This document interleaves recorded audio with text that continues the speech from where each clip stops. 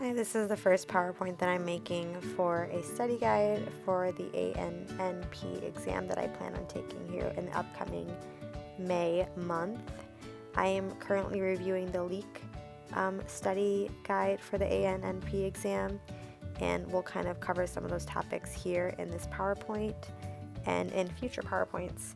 And then I plan on also doing the Holier, or the Holier, I believe is pronounced, review for the exam as well. And I plan on doing some kind of study guide with that as well on here. But for this one, this is going to be a pharmacology review from the Leik material. And this is kind of overall safety tips when administering medications. And this is taken from the text and just kind of an outline of the material that was highlighted there. So hopefully it helps. So starting out in Chapter 3 of the Leik material, the Pharmacology Review, they just kind of go over some important to know concepts and what to expect with the exam. So it says that knowledge of drug interactions, side effects, contraindications, and monitoring and patient outcomes are going to be more of the main focus of the exam. It is important that we know, of course, lab tests that are required before starting medications, and again, the contraindications. So safety is going to be key. A couple examples that the text gave that we should know is that thiazide diuretics are contraindicated in gout. ACEs and ARBs require that you monitor potassium and serum creatinine at baseline within the first month of starting a new ACE or ARB, and then periodically thereon after. And then for anticoagulation therapy and INR monitoring, for patients with AFib, their INR needs to be in between 2 and 3. But for patients with prosthetic heart valves that are being anticoagulated, then they are going to be, then they are going to be at a INR of 2.5 to 3.5. Also, they emphasize knowing drug classes and the representative drugs for those classes. However, that doses are not going to be as emphasized. And that the most common questions will be about disease management and which drug treats certain diseases. More older drugs are going to be questioned. For example, azithromycin, doxycycline, omeprazole, prednisone, and amoxicillin. Any meds that were released within the last 12 months, it's safe to assume that those will not be on the ANNP exam. And then important terminology that was covered was remembering the term half-life, and that is the amount of time it takes for a drug to decrease by 50% concentration. Another important concept to review that will be necessary for us to have an understanding of on the ANNP exam is the first pass effect. And that is that all oral drugs, except for the sublingual drugs, they have to go through that first pass metabolism. So inside the liver, there are the cytochrome P450 system that metabolizes the drugs, and then the remaining active drug is what's released. And a good example that the text provides is, of course, insulin, which is completely broken down by the GI tract and the enzymes there if taken orally. So therefore, they take it another route, for example, sub-Q.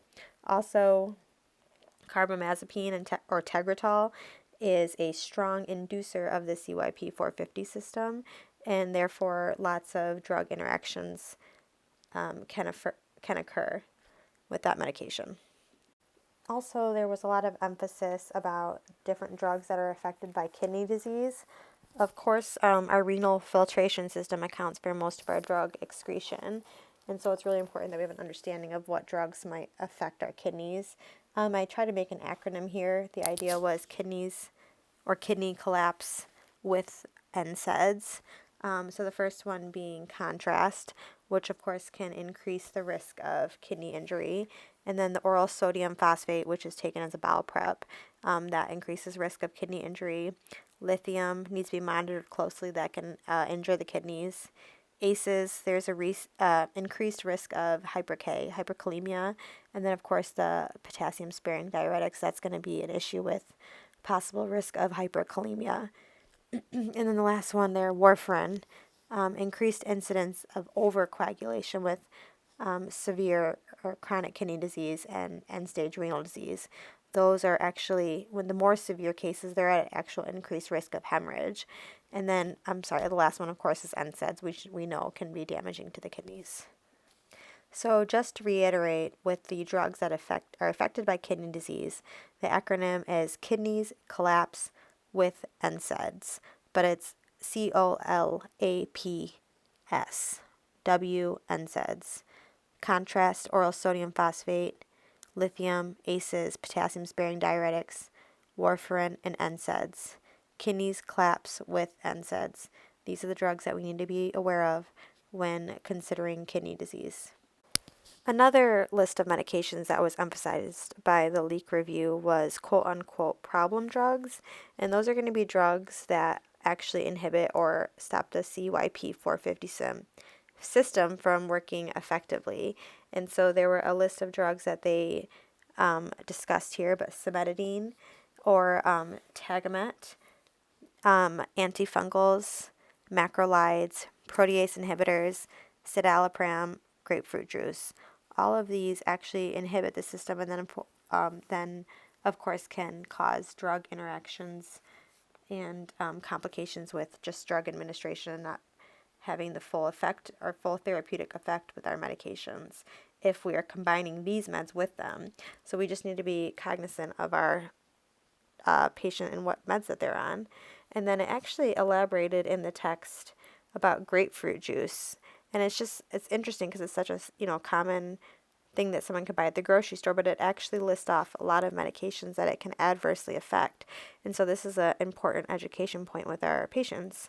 It can negatively affect if the patient's also taking, while drinking grapefruit juice, statins, erythromycin, calcium channel blockers, antiviral medications, amio, benzos, carbamazepine, Boost Bar. There was multiple drugs that were listed that can be negatively impacted by having an intake of grapefruit juice and the effect it has on that CYP450 system and how we metabolize our drugs. So it's just something that we need to be aware of as care providers. Also, I tried to make another acronym here to help keep the list fresh in the mind. So again, this is a list of medications that inhibit the CYP450 system, that system that metabolizes our drugs. And the acronym that I came up with reads CAMP. CAMP, Celexa serves deadly grape juice to the CYP450 system. So CAMP is an acronym, CAMP, standing for the cimetidine, antifungal, macrolides, protease inhibitors, and then CAMP Celexa, to remember Celexa, serving deadly grape juice, all of those which negatively affect our CYP450 system and our metabolism of drugs. CAMP Celexa serves deadly grapefruit juice to the CYP450 system. So the next list of medications that the Leik review discusses is just another overall review of meds that just have glaring safety issues that we need to be aware of as providers and people prescribing medication. And so there was a specific list of medications that it said for us to review according to Leik for the ANNP exam. So I tried to list them here and then come up with a weird acronym again to help with the memory of it. But the first one being H2 antagonists. So ranitidine, famotidine, those medications. We need to be alert of mental status changes, and those can signify kidney disease. And then, of course, we need to be avoiding these medications, those H2 antagonists, with our patients with a creatinine clearance of less than 50. Next up was the PPIs, the proton pump inhibitors. Those have a safety warning that is omeprazole, more commonly known. We know that one. There is an increased risk of fracture with postmenopausal women. There's an increased risk of pneumonia, C. diff, hypomagnesemia, and B12 and iron malabsorption as well. Also, atrophic gastritis and kidney disease. Not to mention, omeprazole interacts with warfarin, diazepam, carbamazepine, phenytoin, and ketoconazole. So a lot of medications that those proton pump inhibitors, the omeprazole, interacts with. And so we just need to be aware of that and make sure it's not interacting with any of their other meds that they're on. And then the next drug was the vitamin K antagonist, or warfarin. Very common drug with our patients. We need to know that these interact with G herbs. So garlic, ginger, ginkgo, ginseng, also feverfew, green tea, and fish oil are also listed, along with multiple different drugs. But warfarin interacts with a lot of different things. So we just need to be aware and educating our patients. And then, of course, if they are on warfarin and they need to have any kind of procedure done, they need to discontinue their warfarin 7 days before surgery. And then, let's see, the next one is the TZDs, or pioglitazone. This one has a black box warning, so we need to really know this one. It can cause or even exacerbate CHF, and it's actually contraindicated in patients with a history of MI, stroke, bladder cancer, diabetes type 1, eye or liver problems. Again, that's the pioglitazone, or the TZDs. I'm not even going to try to say the whole word, but also we want to stop, of course, if we see our patients having dyspnea, weight gain, cough, as these can be signs of heart failure. And then continuing on with the list of medications that we need to be alert of is the atypical antipsychotics, Risperdal, olanzapine, quetiapine. There's a high risk of weight gain, metabolic syndrome, type 2 diabetes. So we need to be monitoring their weight at least every 3 months, their TSH, their lipids, their blood glucose, their A1C, and their BMI. And then there's actually another black box warning with these atypical antipsychotics, and that there's a higher mortality rate in elderly patients. So that's going to, play a big role in if we are prescribing this to our 65 and older population. And then the next one is the bisphosphonates. Hopefully I said that right. Alendronate is an example, but these actually can cause erosive esophagitis. So if patients are coming in having chest pain with eating, painful swallowing, difficulty swallowing, heartburn, any of those, we're going to stop. Also, obviously, we're going to stop the medication.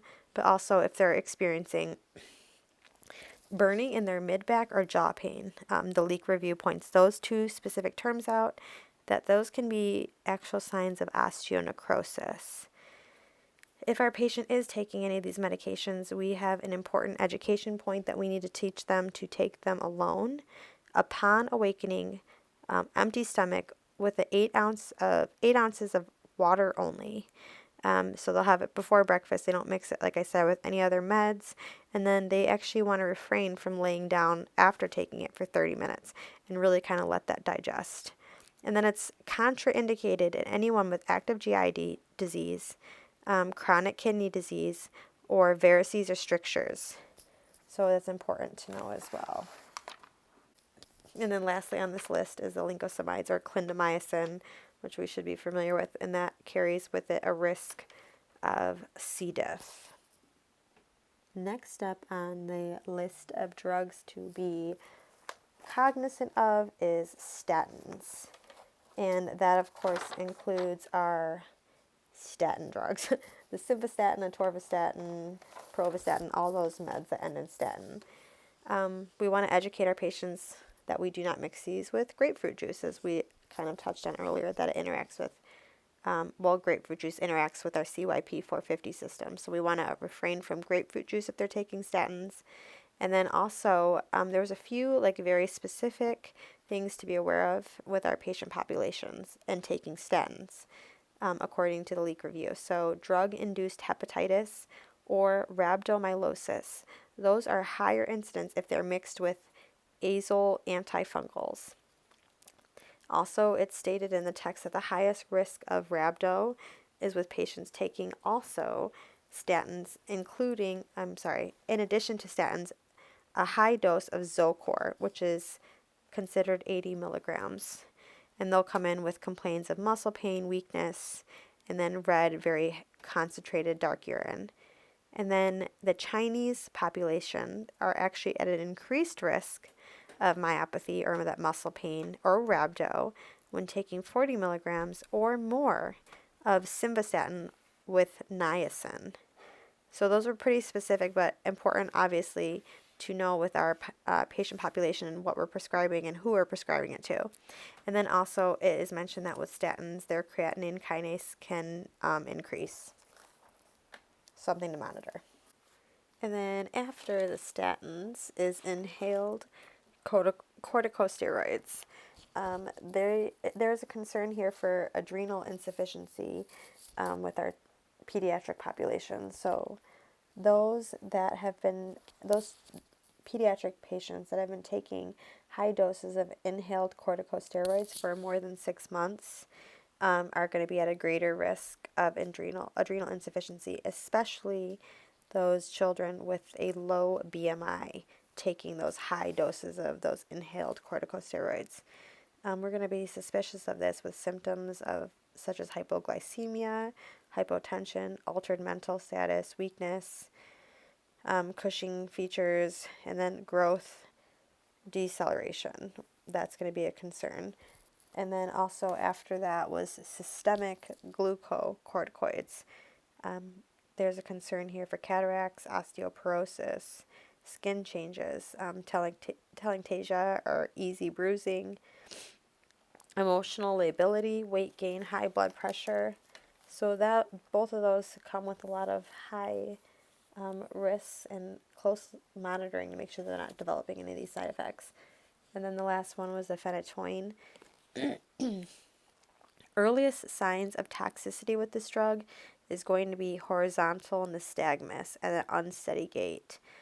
So they're having central nervous system issues. They're gonna, if it's severe enough, they're gonna develop slurred speech, lethargy, altered mental, even it could progress to a coma.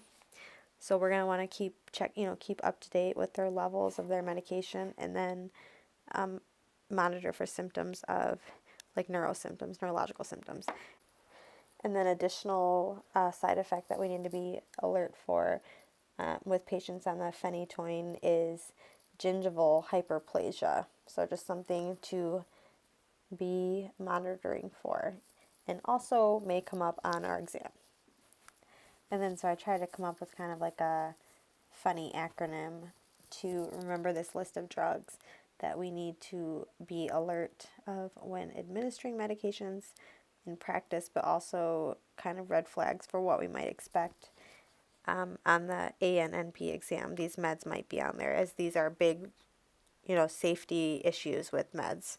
So the list was H2 antagonists, PPIs, vitamin K or warfarin, statins, the TZDs, atypical antipsychotics, bisphosphonates, systemic glucocorticoids, phenytoin, inhaled corticosteroids, and then the lincosamides.